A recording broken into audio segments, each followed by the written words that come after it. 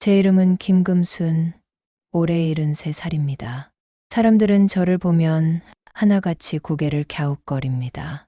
허름한 옷차림에 구부정한 허리, 영락없는 시골 할머니 모습이니까요. 하지만 저는 겉모습과는 조금 다른 삶을 살아왔습니다. 제게는 남들이 상상하기 어려운 수백억 원대의 자산이 있습니다. 이 돈은 저를 특별하게 만들었지만 동시에 외롭게 만들기도 했습니다. 돈이 많다고 해서 모든 문제가 해결되는 건 아니더군요. 그날도 여느 때와 다름없이 조용한 하루였습니다. 문득 고급스러운 음식이 당겨 큰맘 먹고 시내에 새로 생긴 이탈리안 레스토랑을 찾아갔습니다. 문 앞에는 으리으리한 외제 차들이 줄지어 서 있었고 반짝이는 유리창 너머로 우아한 사람들이 앉아 있었습니다. 솔직히 조금 주눅이 들었지만 여기까지 왔는데 그냥 돌아갈 수는 없었죠. 용기를 내어 문을 열고 안으로 들어섰습니다. 제 옷차림 때문이었을까요? 입구에서 저를 맞이하던 젊은 지배인 김성준 씨의 얼굴에는 미묘한 표정이 스쳤습니다. 어서 오십시오. 손님이라는 말은 왠지 모르게 의무적으로 들렸습니다. 안내받은 자리는 구석진 곳, 다른 손님들의 시선에서 멀리 떨어진 창가 자리였습니다.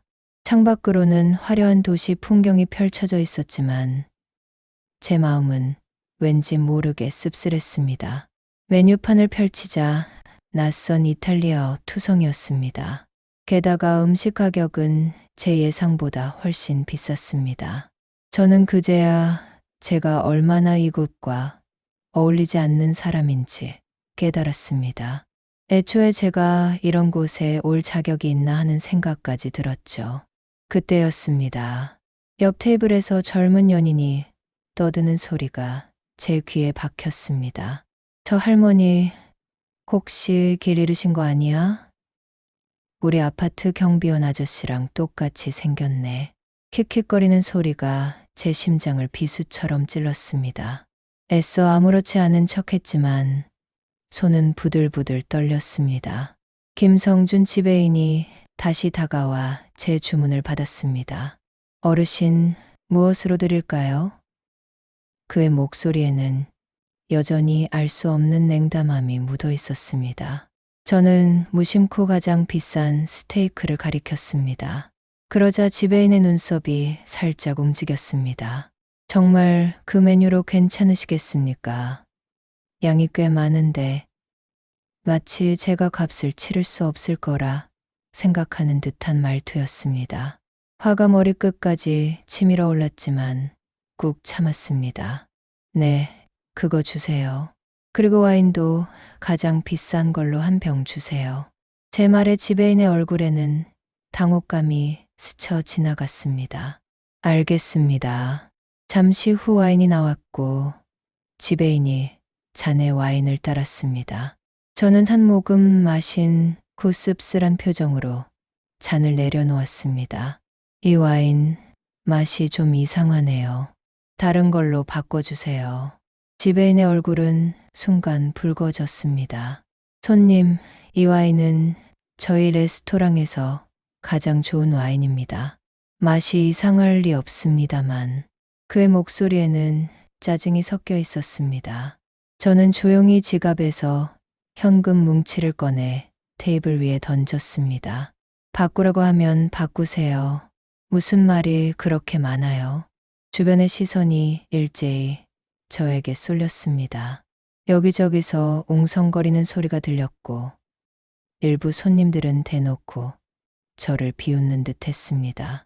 김성준 지배인은 당황한 기색이 역력했지만 이내 표정을 관리하며 다른 와인을 가져왔습니다. 새로 가져온 와인도 저는 마음에 들지 않는다며 계속해서 바꿔달라고 했습니다. 결국 지배인은 세 번째 와인을 가져왔습니다. 그때였습니다. 옆 테이블에 앉아있던 중년 여성 박미영 씨가 저를 노려보며 소리쳤습니다. 아니, 저 할머니 정말 너무하시네. 왜 남의 영업 방해를 해요? 적당히 좀 하세요. 강미영 씨는 화려한 옷차림에 값비싼 보석으로 치장한 모습이었습니다. 누가 봐도 부잣집 사모님처럼 보였죠.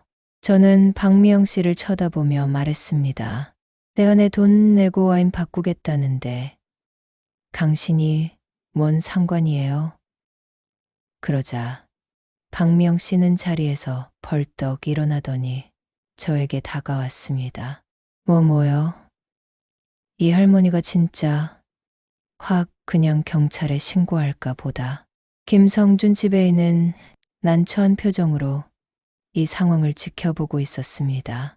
그때 저 멀리서 한 남자가 다가오는 것이 보였습니다. 그는 이 레스토랑의 오너이자 유명 셰프인 이재환 씨였습니다. 이재환 셰프는 레스토랑의 소란을 감지하고 상황을 파악하러 온 듯했습니다. 이재환 셰프가 다가오자 박미영 씨는 더욱 목소리를 높였습니다. 셰프님, 저 할머니 좀 보세요. 와인을 3번이나 바꿔달라 하고 저희한테 소리 지르고 이러다 다른 손님들 다 떨어져 나가겠어요. 이재환 셰프는 저와 박미영 씨를 번갈아 보더니 제 테이블로 다가왔습니다. 할머니, 무슨 일인지 여쭤봐도 될까요? 그의 목소리는 차분했지만 눈빛은 예리했습니다. 저는 그의 눈을 똑바로 쳐다보며 말했습니다. 와인 맛이 이상해서 계속 바꿔달라고 한 것뿐이에요. 그랬더니 이 여자가 저에게 소리를 지르잖아요. 이재환 셰프는 제 와인잔을 들고 와인 향을 맡아보더니 이내 고개를 갸웃거렸습니다. 잠시만 기다려 주십시오. 그는 와인셀러로 가서 직접 다른 와인을 가져왔습니다. 그리고 제 잔에 와인을 따랐습니다. 할머니, 이 와인은 어떠신가요? 저는 한 모금 마셔보더니 고개를 끄덕였습니다. 이 와인은 괜찮네요. 그러자 이재환 셰프의 얼굴에 희미한 미소가 떠올랐습니다.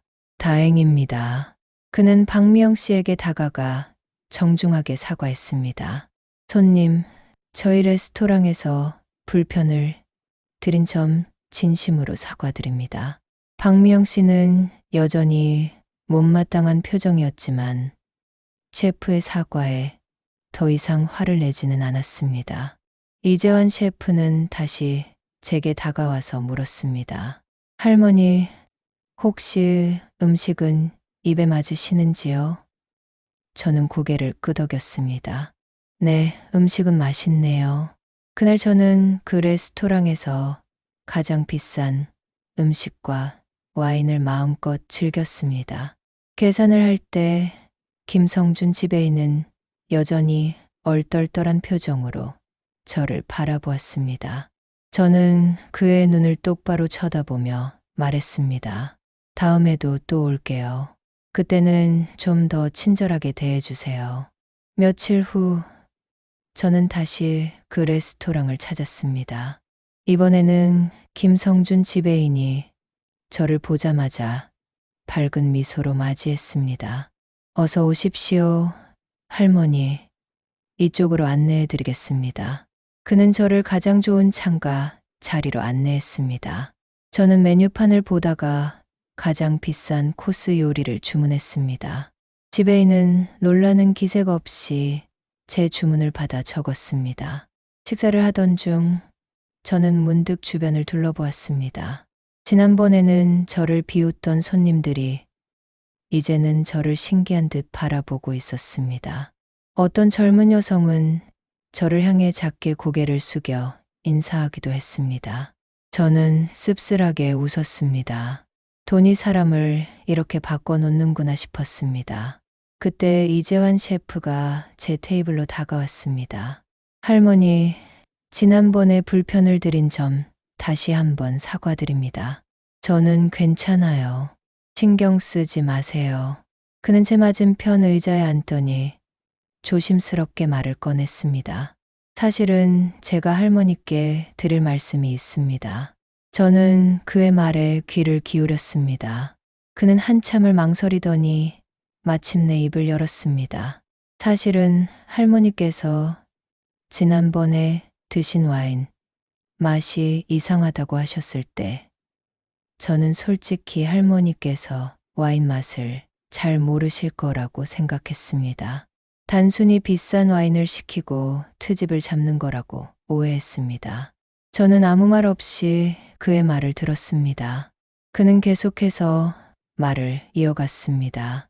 하지만 할머니께서 마지막에 드신 와인이 제가 직접 담근 와인이라는 걸 아셨을 때 저는 정말 충격을 받았습니다.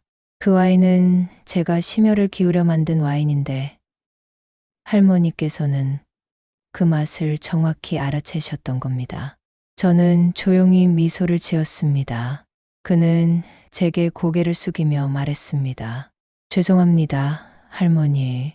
제가 어르신을 너무 쉽게 판단했습니다. 저는 그의 진심 어린 사과의 마음이 조금 풀렸습니다. 괜찮아요, 셰프님. 저는 그저 세상 사람들이 저를 어떻게 보는지 알고 싶었을 뿐이에요. 이재환 셰프는 제 말에 놀란 듯 저를 쳐다보았습니다. 그의 눈에는 복잡한 감정이 스쳐 지나갔습니다. 저는 천천히 제 이야기를 시작했습니다. 사실 저는 어릴 적부터 와인과 깊은 인연을 맺어왔습니다. 제 아버지는 작은 포도밭을 운영하셨고, 저는 어릴 때부터 아버지와 함께 포도를 키우고 와인을 만들었습니다. 아버지는 제가 와인을 맛보고 평가하는 재능이 있다고 칭찬해 주셨습니다. 그때부터 저는 와인의 향과 맛에 대해 깊이 탐구하기 시작했습니다. 하지만 아버지가 돌아가신 후 저는 포도밭을 팔고 도시로 나와 힘든 삶을 살아야 했습니다. 와인은 제게 잊힌 꿈이 되었습니다. 그러다 우연히 부동산 투자를 시작했고 놀랍게도 큰 성공을 거두었습니다. 하지만 돈이 많아질수록 사람들은 저를 다르게 보기 시작했습니다.